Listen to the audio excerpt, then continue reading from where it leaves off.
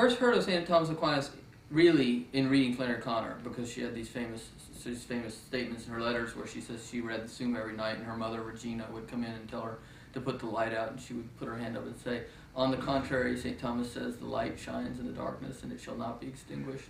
So, I'm quoting John's Gospel. But I mean, there's some humorous anecdotes, but I never really studied Aquinas, and when I opened the Summa in college, I found it unintelligible and strange, and had weird terminology like act and potency, and I didn't know what was going on.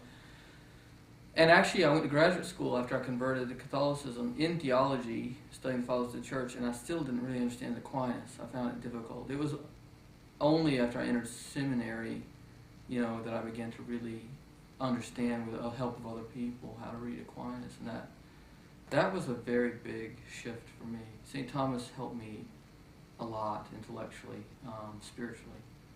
He freed me from a lot of confusion I had imbibed from secular culture, and helped me, I think he helped me get over suspicions or skepticism about the church's teachings or the mystery of God on a lot of levels. Well, one thing he helped me see is the distinctness of faith as a divine light, as something God gives you that's from outside yourself, that you depend on from a higher source. And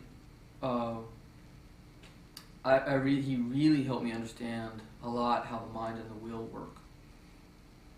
How the mind works through abstraction and judgment, the will through choice-making and intentions and desires, and is ordered towards authentic goods, and that freedom comes from loving an authentic good and not a false or lesser good.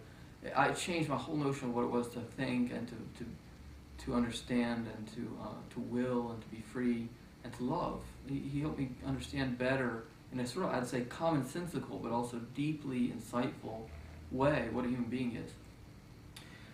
He helped me a lot understand the sacraments, the mystery of the sacraments as instruments of grace, and that the unbelievable truth. I mean, what really hit me over the head the first year I was studying Aquinas was studying in depth the arguments of the existence of God, that believing that God exists simply is reasonable.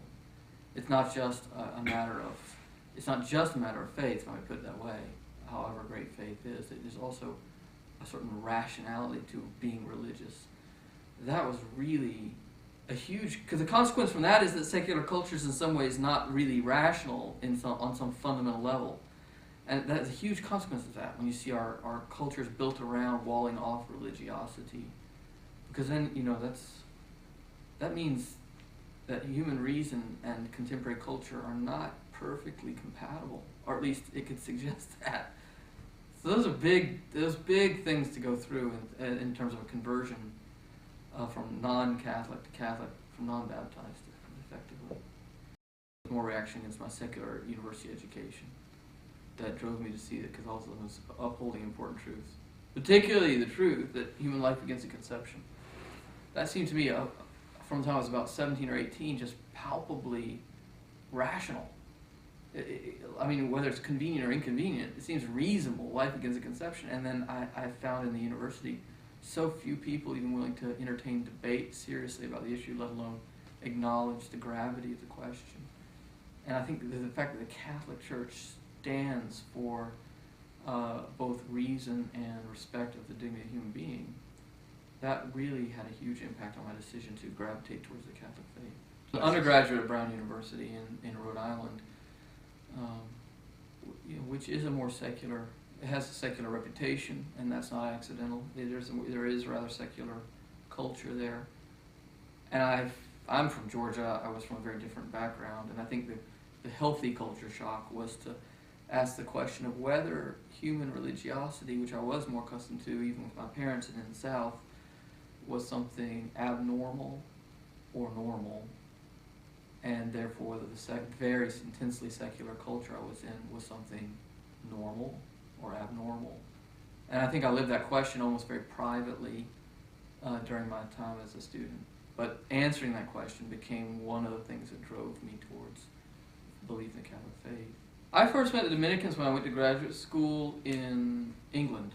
I went to Oxford for 2 years to study patristics, and I had close friends in the Dominican college there, which is Blackfriars.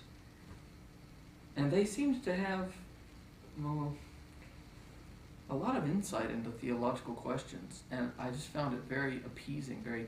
I remember I used to go sometimes, like on Saturday mornings, and sit around the coffee table with the student brothers and listen to them talk about theological questions or philosophy or something. And I just felt like there was a certain kind of openness to truth, a certain kind of discussion and intellectual curiosity, but at the same time, it wasn't all up for grabs. There was a certain, we're going somewhere. There was progress. There's a notion that we can find a way to put various truths together and answer questions reasonably and understand them in light of reason and faith. And I couldn't have articulated it that way at the time, but I felt peace coming from that experience.